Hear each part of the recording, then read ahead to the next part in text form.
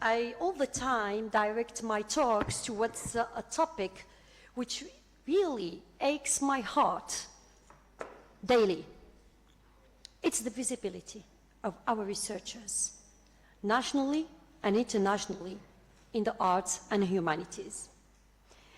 That's why I did not want to talk about research methods at the level of conducting research, but I would like to shed light on research and the researcher who is supposed to publish, who is supposed to contribute, and who is supposed to make his or her voice heard nationally and globally. I'm fond of the word empowering. Yes, we can be empowered researchers. Why not? So empower our researchers at a local level, so empowering local voices for global impact. So in order to reach any kind of global impact, in my vision, we need first to take care of the voices of the Algerian scholars in the arts and the humanities before asking them to be visible and cited and productive. So I'm supposing through this plenary talk a new paradigm for the Algerian researchers in the arts and humanities, the field we belong to. Anecdotally, I have chosen this AI-powered picture of researchers from other disciplines, but not the arts and humanities, just to show the paradox that all known and seen and cited researchers are all but not from the arts and humanities. So that's just to introduce my idea. Just asking me why putting these black, and then I emerge a white writing as hope from my presentation. So going from the dark, we need to have some hope. So in an increasingly globalized world, don't you think that we need really to be globalized also as researchers? So the importance of amplifying local voices in academic research cannot be overstated. This paper explores a new paradigm for empowering Algerian researchers in the arts and humanities to make a significant global impact. So by addressing existing challenges and leveraging unique local strengths, Algerian scholars, mainly in the arts and humanities, can contribute to the international academic arena. Of course, I'm not going to talk a lot about historical issues related to why Algerian scholars at the level of the arts and humanities are not that visible. Of course, historically speaking, so going from the ancient Berber civilizations to the French colonization to the post-independence era, this history created a bit, maybe some change in terms of identity, culture, and language use. So these are the main challenges that led current Algerian scholars cannot be read and cannot be seen in a global arena. Why talking about these historical issues? Because you know that most researchers in the arts and humanities publish either in French or in Arabic. And after the Second World War, the English language prospered because of the economic growth after the Second World War and has become the English, or the language of science, technology, etc. So this pushed the world to follow the Anglo-Saxon dominance in research. Just last Saturday, I just presented something in an international conference about the Western metrics and its hegemony. So the idea here is we need to shed light on these problems and try to look at the challenges and suggest this paradigm shift. So challenges facing Algerian research at the level of, in the arts and humanities. So I'll try to enumerate them rapidly. So we have the problem of funding and resources. The resources we're talking about here are not the documents. I remember 20 years ago when I was a doctoral student, so each time we had this problem of finding references. 20 years ago, the Anglo-Saxon world and the metrics were really cited, and there is no problem of resources. So resources were limited at that time. Now we do not have problems of references because we have the SNDL that offers all the documents we need. But the other resources are more now required, other types of resources. So we need to have funding because publishing in high-ranked journals needs a lot of money. It can reach $10,000 in A+ journal.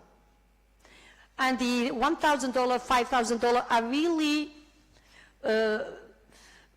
really common in publication process. And I guess that Algerian scholars cannot afford such a privilege to pay such an amount of money to get published. So that's why I talk about dominance. There is dominance of the West because just they created metrics and evaluation, and they created a system that obliges people to follow, and they ask for a huge amount of money. So that's why many, maybe Arab countries now are trying to follow this, and they pay for the they fund these under the form of projects. There is also the linguistic barriers. That's why I talked about historical issues. Linguistic barriers are related to the use of the Arabic and the French language, which are not recognized in indexing systems. We have the problem of the Google Scholar in Arabic, for example. Our colleagues in the Arabic departments are not visible just because they write in Arabic. So the problem is not that Arabic is not a good language, but they are making of it maybe a second-hand language. We do not need to see it. We just need to see the English language. So they are forcing people, in a way, to use the English language, which is not really used in the arts and humanities. Now the ministry is trying to force researchers to publish in English, because there is this policy to encourage visibility worldwide. So we are obliged to follow, but at the same time, in this paradigm shift I would like to encourage is creating an African and an Arab world indexation systems that can be parallel to the Western ones. We do not need to follow all the time the others. Why not to create our own? There is also the idea of publication and visibility.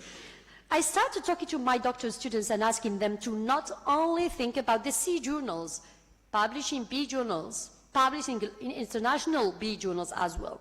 Do not only restrict yourself to a number of 90 or 100 of journals. There are plenty of journals, but seek quality instead of quantity.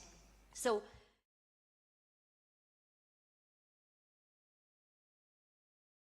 for the visibility of the researcher, because if you choose a journal which is not highly ranked only, but its audience is large, so your paper is more likely to be downloaded, read, and cited. So try to be intelligent to know how to publish and where to publish.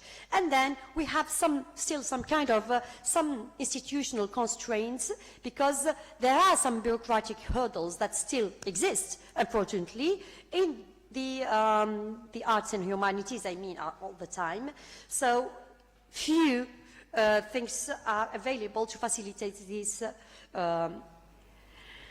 issue.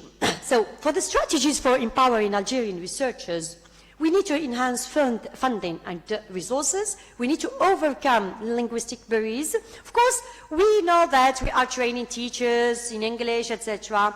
But of course, we need to question the how these are done and how often this training takes place, and whether there is a continuous development in terms of language use, mainly for the sake of scientific communication in speaking and publication. And then we have the strategy of increasing publication and visibility, which are two factors we need to encourage in our context. Let me just show you the latest ranking for scientists, and I advise every researcher present here to have an account in this and in the Google Scholar and try to promote your Google Scholar. In my doctoral speech just days ago, I talked about metric, how to promote yourself as a researcher. Of course, in this, you need really to have a look at what's going on in ranking, because this AD scientific index does not include all researchers in Algeria.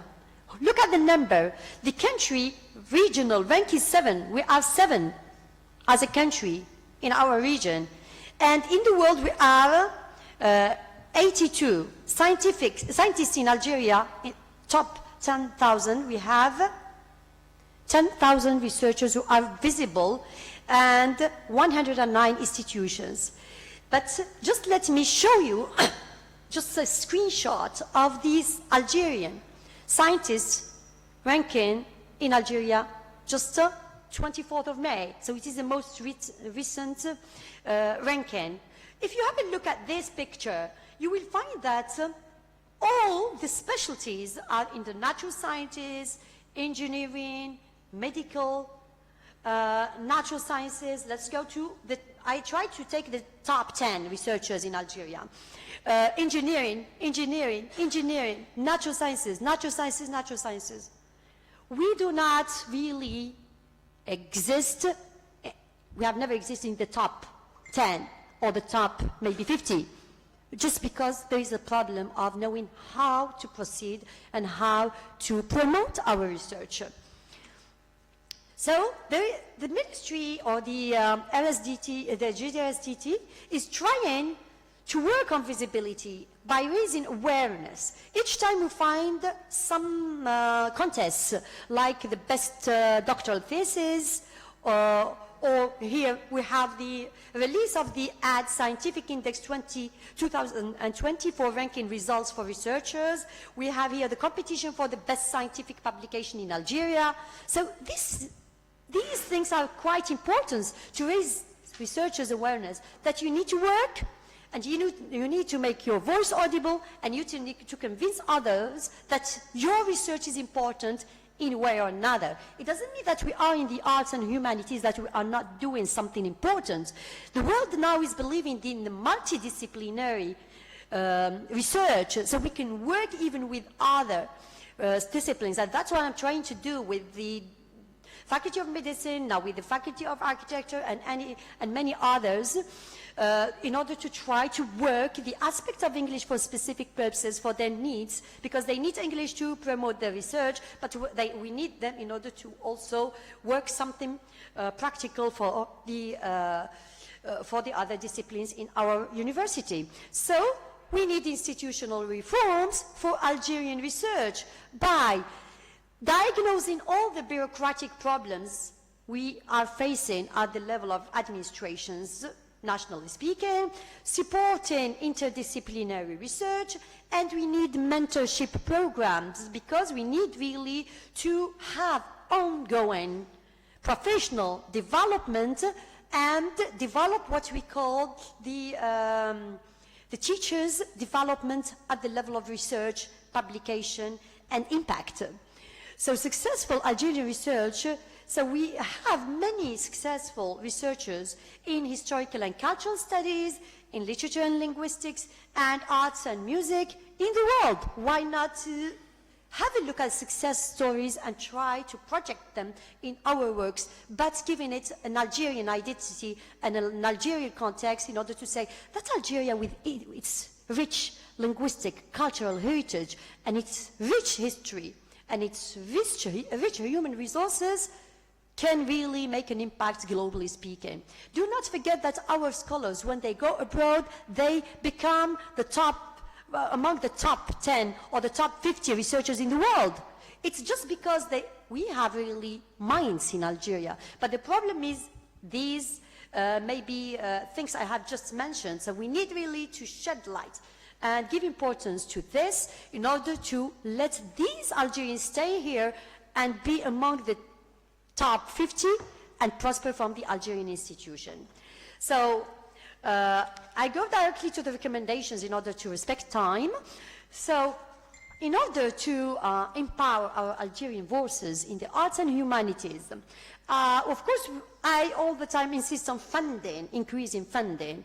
Each research paper or project should be funded because I cannot, it can be just put in the folder because there is no funding, or it can be published, even if it's important, in just maybe a journal which is not indexed globally and not really visible, and it can be forgotten. So we need to allocate more financial resources, especially for the arts and humanities. We need to promote linguistic skills. Linguistic skills we need really to promote the English language skills among researchers, but it should be on a continuous basis, based on practice, not on the number of people who are registered, but really a continuous and hard work, and we need really to see the impact in the coming years. We need to enhance our researchers' visibility, and we need to encourage collaboration nationally and globally, and of course, with the most important thing in the institutional support, of course, there are now seats, but still we need to see the fruit of these efforts from our ministry and government and even university in the long run. To conclude, so in order to empower our voices for global impact, it is not only about increasing the visibility of Algerian research, but also about enriching global academic and implementing strategic,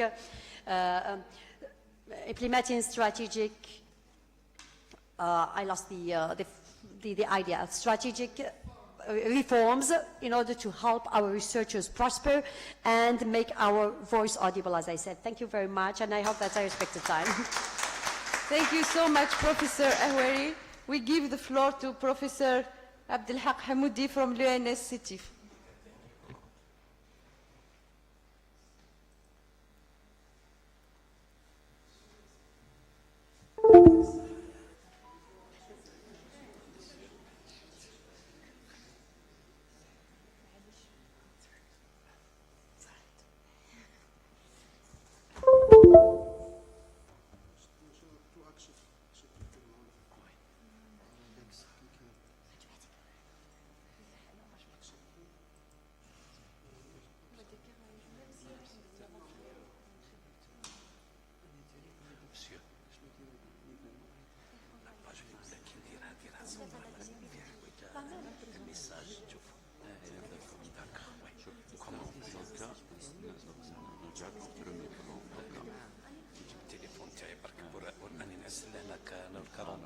Donc à quelle heure خلص 42 donc 2 minutes كده 2 minutes كلها قد 10 باش تبقى قد تعطي كلها علاش باغ اكزومبل سبيسياليتي في